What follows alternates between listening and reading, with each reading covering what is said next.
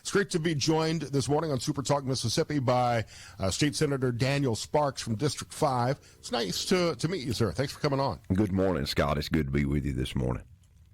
Start by telling me about your district. I seem to remember some great state parks in that area. Yes, sir. I'm right in the northeast corner. I represent Tishomingo, Etowah, and Prentiss counties, at least pieces in some of all of those counties. We have Tishomingo State Park, J.P. Coleman State Park. We have the 10-time waterway that flows through with the Bay Springs Lake right there at the Tish-Prentiss line. I mean, we really have a lot of opportunity, and just as Gerard Gibbert calls it, the foothills of Appalachia. We have a few hills. Mississippi mountains. That's right. So what food in that area are you most famous for, or what restaurants do you like in that area? Oh man, well I tell you, every restaurant's local. I love that. You've put me in a tough spot because I know the most frequent. You don't want to name anybody favorite. Oh no, I'm going to name them, and then you're going to think it's self-interested. I eat at Sparks Restaurant on the Reg. It's a family affiliated restaurant, and they do a phenomenal job with food. And I have people that brag on me all the time. If I talk about Belmont or Tishomingo County, they either say Tishomingo State Park, McAnally, or Sparks' Restaurant. So those are the plugs I guess I'll put out today for Belmont. Is that a steak place? Well, they do a little bit of everything. They'll cook you a steak. They'll cook you a pizza. They have buffet lunches during the day. Great breakfast. It's good people and family and friends. So they had to be my family, but they're my friends by choice. So good people. And most of those family-owned restaurants have been around for a long time, and I know so many restaurant owners who struggled during the pandemic and are finally getting back to a little bit of normalcy 5 years later. That's exactly right. Yeah, they've been there. I think it's 46 years. It's just right at it. But they've eclipsed the 40-year mark a few years back. But they work really hard. And I'll tell you something else that they've done over the years. And Karen particularly has hired no telling how many junior high and high school people for their first job, and taught them work ethic. And restaurant business is tough. So it's a good first starting job for a lot of people. You learn so many skills, and I talk like I know what I'm talking about, but I've never had a real job. I've never worked in a restaurant, but I talk to so many people that learned people skills and customer service skills, and you learn how to do math on the fly and deal with problems that pop up all the time. That's right, and you do the very best you can. And some folks do not aim to be pleased, and that may be a good precursor to running for elected office. That could be. You're absolutely right, and that's a good starting point for us. We're talking to State Senator Daniel Sparks. You and I exchanged a couple of text messages, and I guess you've heard some of the show this week. We've talked about a lot of the hot button issues that are facing the legislature right now: online sports wagering, school choice, DEI, income tax, and one of the things Douglas Carswell and I discussed earlier this week was the fact that nothing seems to be getting done, and it seems like Douglas and several listeners on the text line all pointing the finger at the lieutenant governor for failure to lead the state senate. Well, and I do hear that pretty regular, and I actually, Douglas and I have communicated the last couple of days, in a private manner, because I do think it's important to address issues head on, we don't caucus on the Senate side. We actually broadcast all our committee meetings online. They're archived, they're recorded. So if the lieutenant governor is running the show in completeness, it sure is tough to do it when we don't do the things that a lot of people do to get their homework up before they show up to vote. So there's a lot of strong individual personalities on the Senate side. There are chairmen who do a good job, who may not like a particular issue. And so the lieutenant governor just, takes it on the chin, and he generally just takes it and moves on. But I have not felt in the time that I've been in the Mississippi State Senate that I'm not available to have my own opinion, have my own thoughts. And there's many times I've not voted in the direction maybe that he would have preferred. But I think if you look back and see what we've done, we cut taxes, had the largest tax cut in the history of the state of Mississippi under his leadership. We have saved the taxpayers more money by paying off bond debt. We've not had bonding in the last 2 or 3 years under his leadership. We've strengthened many parts of state government under his leadership, become conservative, shrunk government. So just because someone's particular issue has not passed and they just need a bad guy, that's not really fair. And I just encourage people to dig into the issues, because there are winners and losers on every bill that's out there. Yesterday, a huge debate on a pharmacy benefit management bill. This is something I've discussed on this show, and our independent pharmacies are suffering, and our industries across the state are scared to death. We're going to interfere with their PBM contracts. And there's winners and losers, and we passed a tough bill yesterday. And by the way, the Senate passed it last year. The Senate signed off on the conference report last year, and this year the Senate, Senator Rita Parks, for I think the 6th year in a row, had a bill. And it died over in the House, but the bill that came from the House is the one that we all heard about, and it has the Senate work in it. It has the Senate language. So if we'd stay away from who gets credit and just have a bill that's good for the state of Mississippi, it'd be better. But there's way too much pride in authorship, because people are going to run around and use a bill or a bill number and go home and tell all the independent pharmacists, we helped you. Look, it's got an HB in front of it. Well, that's just as wrong if we went home and said we helped you because it's got an SB in front of it. You don't get either one of those unless both sides vote in a majority for it and the governor signs off on it. So, if we'd quit playing quibbling internal politics, it'd be better for the state of Mississippi. Well, that's the political gamesmanship you've got to play as an elected official. Just to circle back to the leadership thing, there's something I find fascinating about the divide in our political parties today, and you can address this on a state level.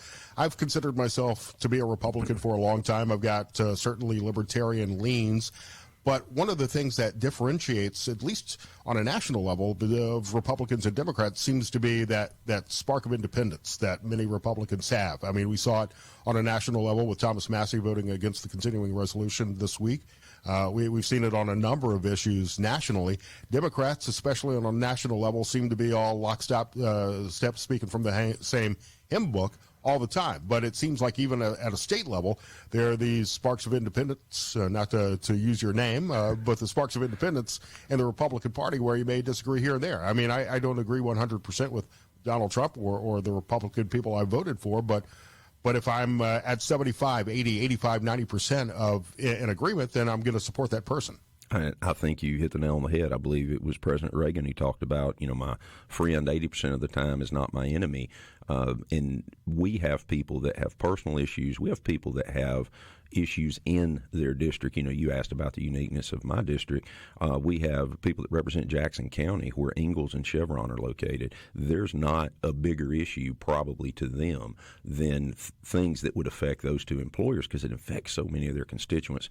So I think you're correct. I appreciate, how Congressman Massey rings the alarm bell. Ron Paul, people like that who have been standing out there, kind of screaming into the abyss sometimes because we just keep stacking up debt. I do appreciate that. Now, at some point, we have to pass legislation. At some point, we have to govern.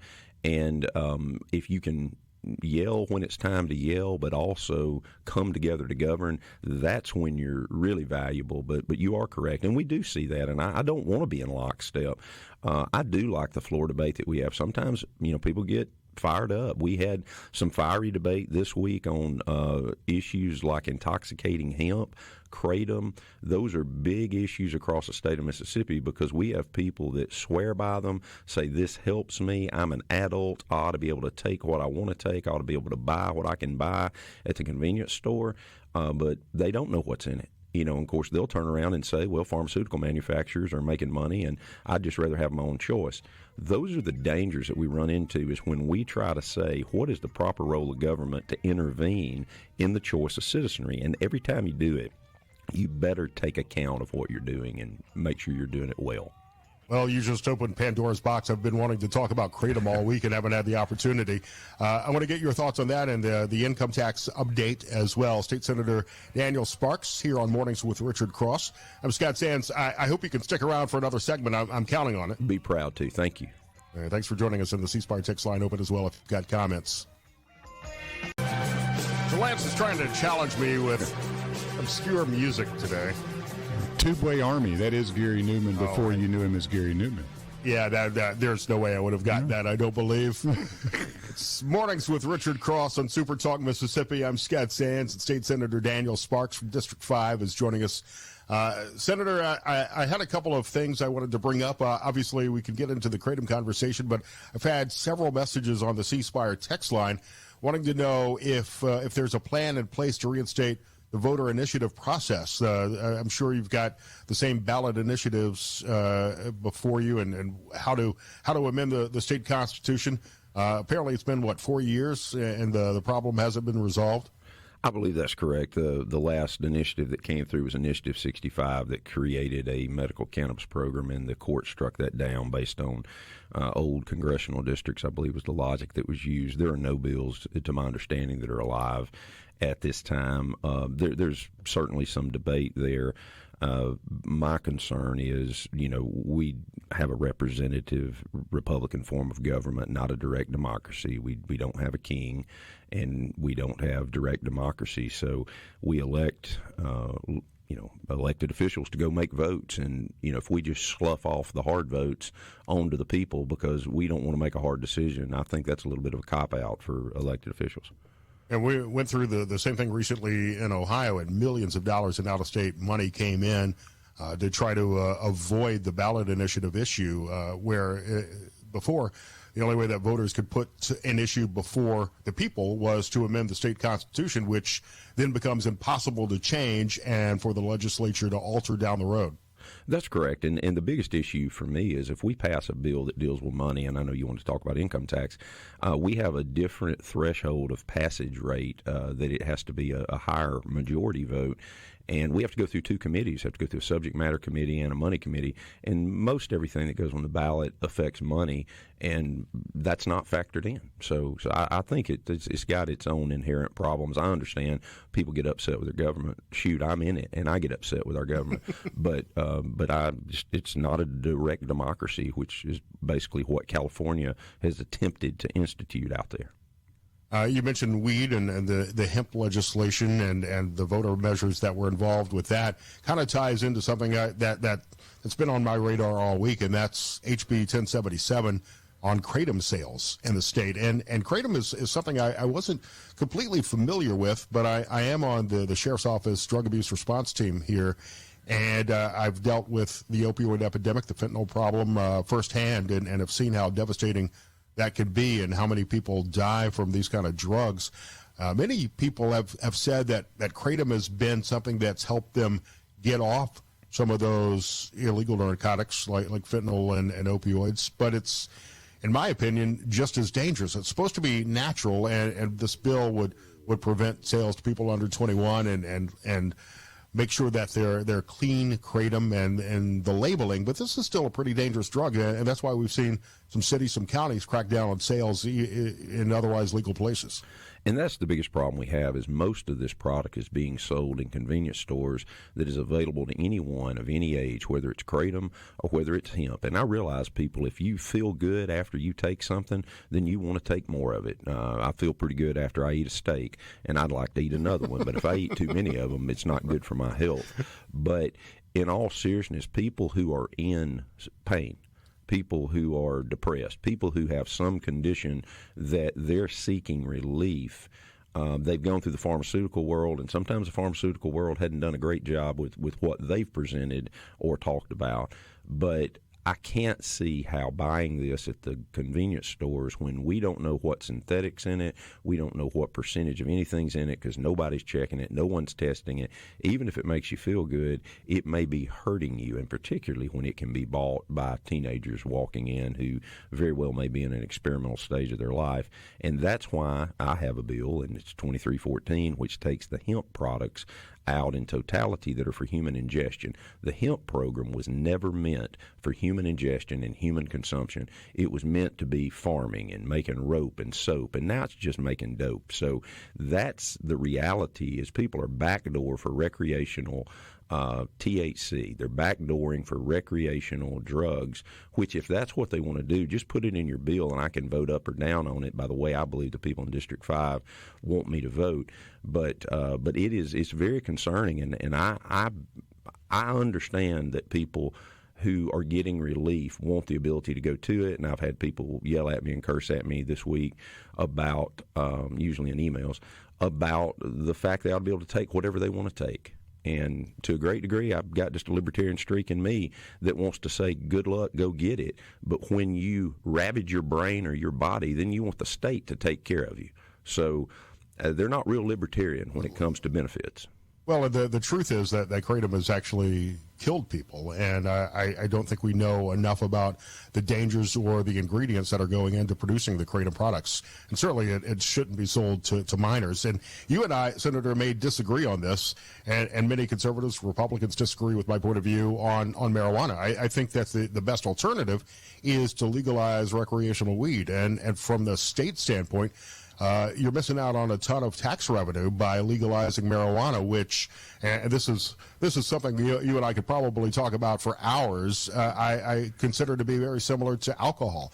Alcohol sales are legal, and it's got much of the same effects. And by legalizing this, which is a less harmful drug, sure, it's still a drug. It can be addictive, and I understand that, just in the same way that alcohol is. I think you're also taking a big bite out of the criminal activity in the state. And I think you presented a reasonable argument that a person could vote up or down on, and I respect the way you presented that. What I don't like is when someone hides it, protecting the children in some other bill, but it's really a backdoor way for recreational THC. So just, you're very clear-cut.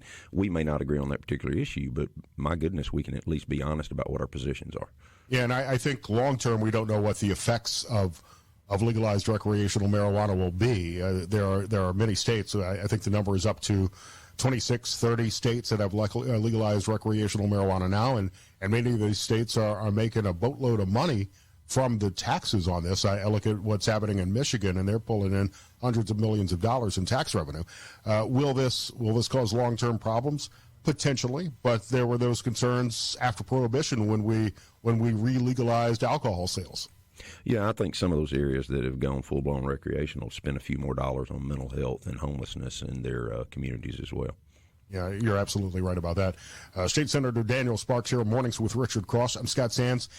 We've got limited time left, so I'm going to kind of play a lightning round here. What's happening with the income tax? The income tax, we are still working hard. Chairman Josh Harkins, he's a consensus builder. He's a big picture thinker, hard worker.